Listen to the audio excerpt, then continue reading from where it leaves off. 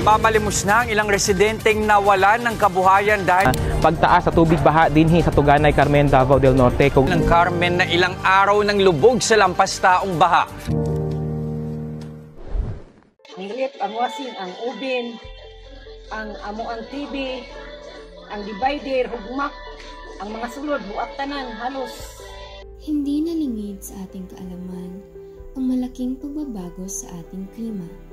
Dumadami na ang bilang ng mga bagyo o LPA na tumatama sa Pilipinas. Ang patuloy na pagdami nito ay nagdudulot ng mga mapaminsalang sakuna na nararanasan ng bawat Pilipino, katulad na lamang ng baha. Noong January 28, 2024, tinamaan ang bayan ng Carmen, Davao del Norte ng matinding pagbaha dulot ng hanging amihan at low pressure area. Isa ang Barangay Tuganay sa lungsod ng Carmen na pinaka-naapektuhan nito. Dahil ito ay isang mababang lugar na may tinatayang taas na humigit kumulang 5.8 meters o 19 feet above mean sea level, na siya namang naging dahilan kung bakit ito ay lubos na naaapektuhan ng pagbaha. Gini mo siya makuan kay hadlok na siya nga hunahon kay nagataas pang tubig nya wala na kuryente, wala na kay makita.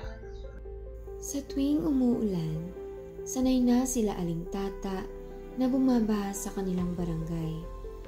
Ngunit hindi niya inaasahan ang baha na nangyari noong 2024. Dahil sa ilang araw na walang tigil na ulan, ay mas lumalalim pa ang baha.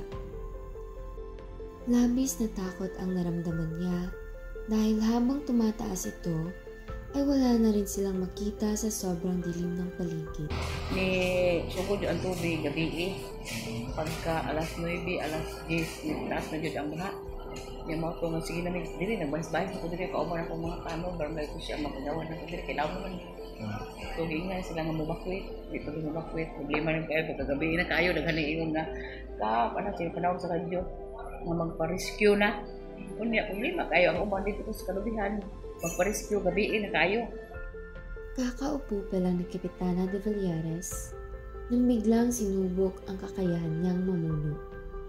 Dahil sa peligrong dulot ng lagpas-tao na baha, maaga nagbigay ng abiso ang kanyang nasasakupan. Ngunit ang karamihan sa mga residente ay nanatili sa kanilang mga tahanan. Kaya naman, lubos silang nahirapan sa pag-rescue dahil sa patuloy na pagtaas ng baha at wala silang makita sa sobrang dilim ng paligid dahil gabi na at wala ng kuryente. Naging problema rin ang evacuation center dahil inabot na rin ang baha, kaya naman ang munisipyo ang nagsilbing pansamantalang tirahan ng mga tao. Basta kay pag-rescue nilang akong purong hadlok ko kang katugnaw. Purong kay nagsakay ni radio remote ni kanili padung dito higot na gud ang radio remote dito sa poste. Kay ang tubig puti subang anak na lang ang ano. Tumo sila aduha sila nga rescue. Nagpaiwan si Aling Julia kasama ang apo sa sarili nitong bahay. Hindi kasi niya inaasahan na aabot hanggang sa ikalawang palapag ng kanilang bahay ang baha. Kapag kasi bumabaha sa kanila, ay hindi naman daw ito masyadong lumalalim.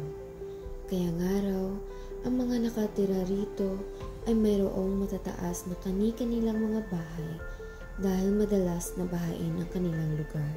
Okay, pwede na abre ang kani, di na maabre. Putahan, di na maabre. Basta na ay tubig, lisod na. Abre na, pertibugay na abre. Hindi naging biro ang rescue operation na ginawa para lang maligtas sina Aling Julia at ang kanyang apo. Inabot din ng isang oras ang mga rescuer para lang mabuksan ang kanilang gate dahil sa sobrang lakas ng agos ng tubig. At dahil nga lampas tao na ang baha na umabot hanggang 10 feet, ay sa bintana na lamang sila dumaan para lang mailigtas silang dalawa. Karon magulan gabi, ulan adlaw, kung ba ko? Kasi matubo ng kuwan. Tanaw-tanaw na ko unsa ni ilaw. Na may kanal gudi ang dako. Grabe ang trauma na idinulot ng pangyayari na ito para kay Aling Julia. Kahit konting ulan lang ay hindi na siya mapakali kakaisip baka babaha na naman sa kanila. Dito natin makikita kung gaano kalaki ang pinsala na nadudulot ng baha para sa atin. Hindi lamang ang mga kagamitan, panghanap buhay at ari-arian ang kayang sirain nito, kundi pati na rin ang buhay ng mga taong apektado ng baha. Bisan jud kay nagagid mi sa baha nga taga-hawak nga among ginahatdan o napod mi ginakuha nga presidente sa mga balay, karga na mo kining kuan ning boat para mahatod sa safety nga lugar, mahatod sa evacuation center. Ang RESGO o Rescue Emergency Serving Group Organization ay isa sa mga voluntaryong tumulong sa mga naging biktima ng baha. Si Kuya Ronald ay ang kasalukuyang Vice President ng naturang organisasyon na tumulong sa mga residente ng Barangay Tuganay. Mahirap man ang naging sitwasyon dahil sa mataas na tubig ng baha ay siniguro at inuna pa rin nilang iligtas ang mga tao. Pagkatapos nilang masigurong ligtas ang mga residente, ay naatasan silang kunin at ipamahagi ang mga relief goods. Hindi biro ang kanilang dedikasyon at sakripisyo para maligtas ang mga biktima ng baha na ito. Kahit ano pa ang trahedyang mangyari, ay palagi silang handang isaalang-alang ang kanilang sariling kaligtasan para maligtas ang kapwa. Kanang likay-likayan po na to nga muapil po tag kabalo na ta nga itapunan na gani ang kanal o basura. Muapil pa gyud ka kung makakita gani ka mas maay gani nga badlungon mas pag inana ba nga kuan nya. Sigaran lang ni nagiging natural calamity manghudang.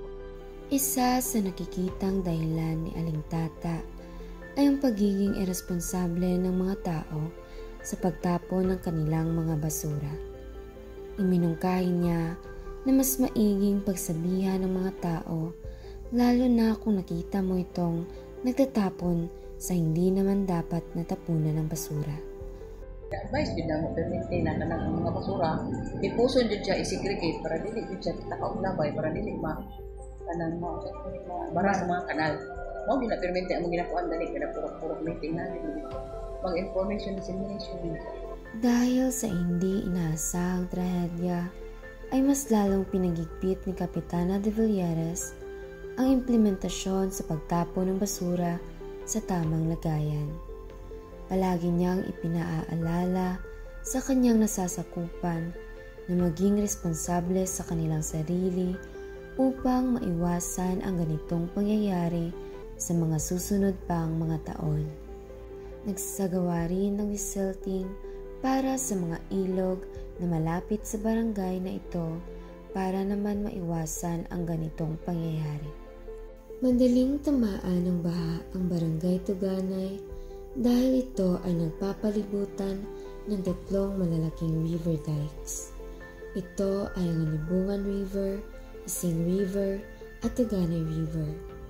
Ang Tuganay River ay ang nagsisilbing catch basin ng tubig ng 3 malalaking probinsyang nakapalibot sa naturang bayan.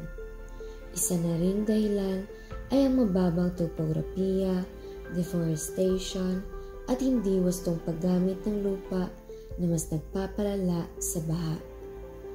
Isa sa itinuturing na malaking dahilan ng pagbaha mula January 28 hanggang February 3 ay ang pagkasira ng Esperanza Dike sa bayan ng Santo Tomas.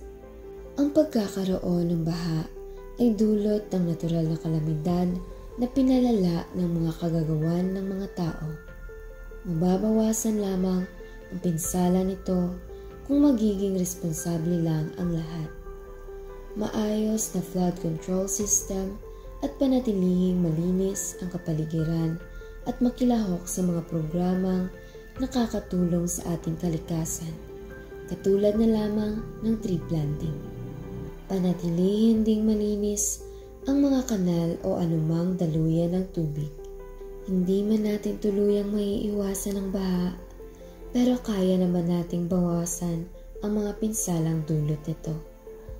Ikaw, kailan ka pa ba kikilos? Kapag huli na ang lahat? O kayo na ng pamilya mo ang maging biktima ng baha?